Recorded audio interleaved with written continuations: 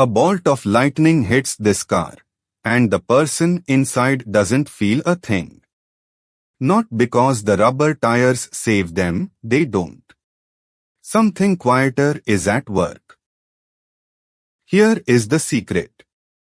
Take any charge, let its field lines stream outward, and then draw an imaginary surface around it any shape you like.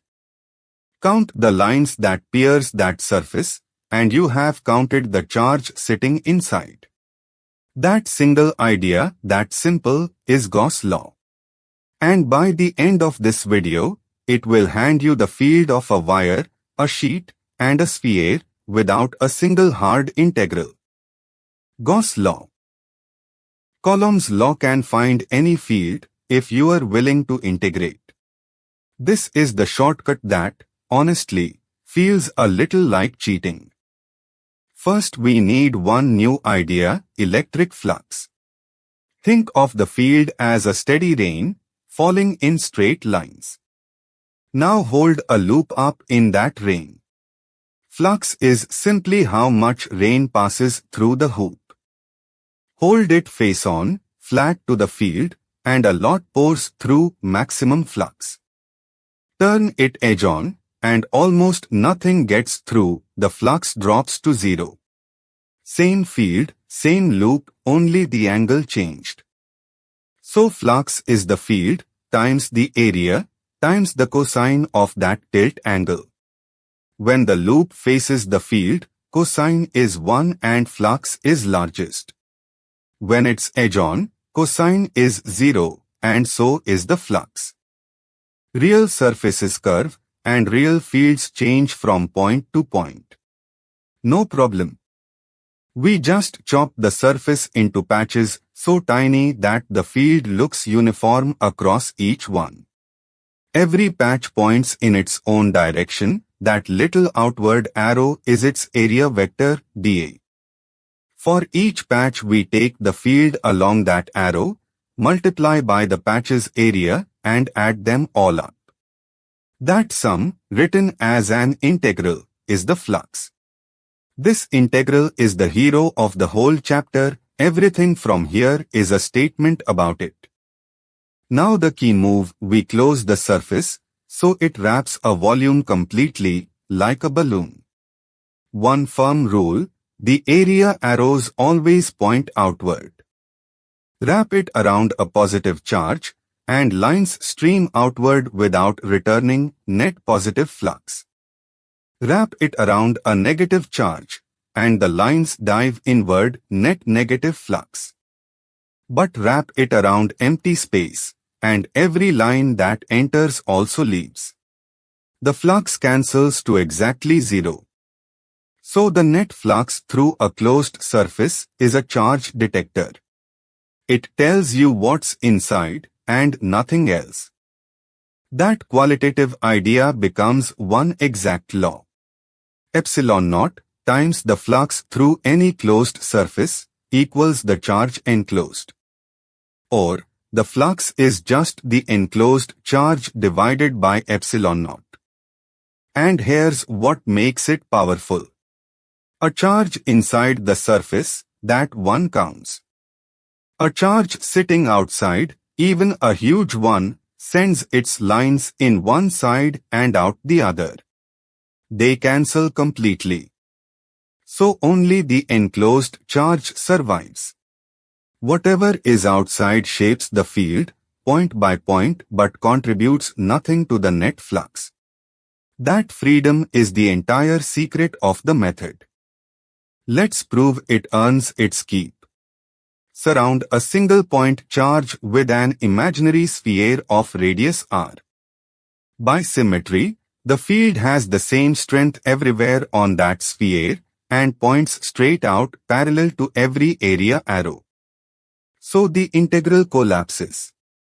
The field is constant, the sphere's area is 4 pi r squared, and that product equals the charge over epsilon naught. Solve for E, and out drops Coulomb's law, the familiar inverse square field. Gauss and Coulomb aren't rivals. They are the same physics, Gauss law just packages it for symmetry. Now back to that car. Take any lump of metal and dump charge onto it. In a conductor, the charges are free to move, so they push apart until they can't anymore, and they all end up on the outer surface. Draw a Gaussian surface just beneath the skin. It encloses no charge, so the field inside the metal is exactly zero. The field lives only just outside, standing perpendicular to the surface, with strength sigma over epsilon naught. And that is the Faraday cage. The metal shell holds zero field inside itself, which is precisely why the lightning runs around the car, and the person within feels nothing. Now let's harvest some fields for free. Start with an infinitely long line of charge, with lambda charge per meter. The symmetry is cylindrical, so we choose a cylinder as our Gaussian surface, sharing the line's axis. The field points straight out all around. On the two flat end caps it merely skims along, no flux there. Only the curved side matters, with area to pi rl.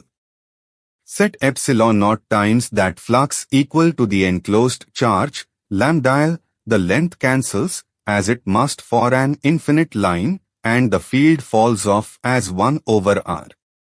Slower than a point charge, because the charge stretches away on both sides. In chapter 22 this took a real integral. Here 3 lines. Next, an infinite sheet of charge, with sigma charge per unit area. By symmetry the field shoots straight out from both faces, the same everywhere. Our Gaussian surface is a little pillbox poking through the sheet. The field pierces both caps, that's 2a of flux, while it skims the curved side. Balance it against the enclosed charge, sigma a, and look what happens, the distance from the sheet vanishes completely. The field of an infinite sheet is uniform, it doesn't fade with distance at all.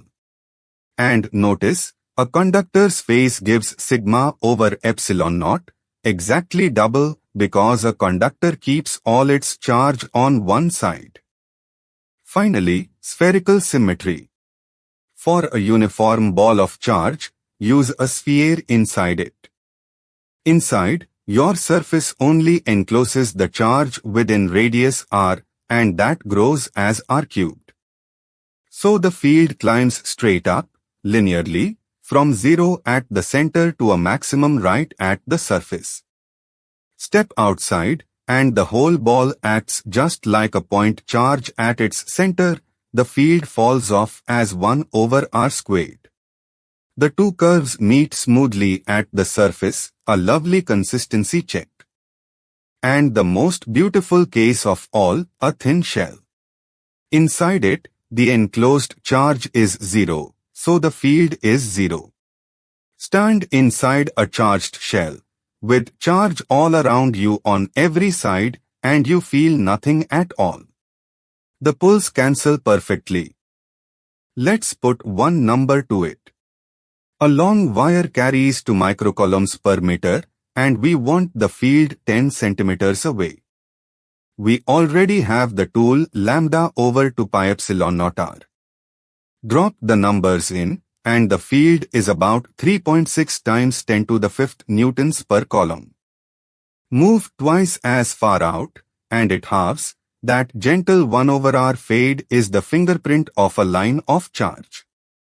So, Gauss law, on 5 cards. Flux is the field threading a surface. Gauss law ties that flux to the charge enclosed, and only the charge enclosed. From it, by symmetry alone, fall the fields of a line, a sheet, and a sphere. Name the symmetry, choose the right surface, count only what's inside, and the hardest fields in electrostatics become almost easy. Next time, we turn fields into energy, chapter 24, electric potential. If this made Gauss law click, subscribe, and I'll see you there.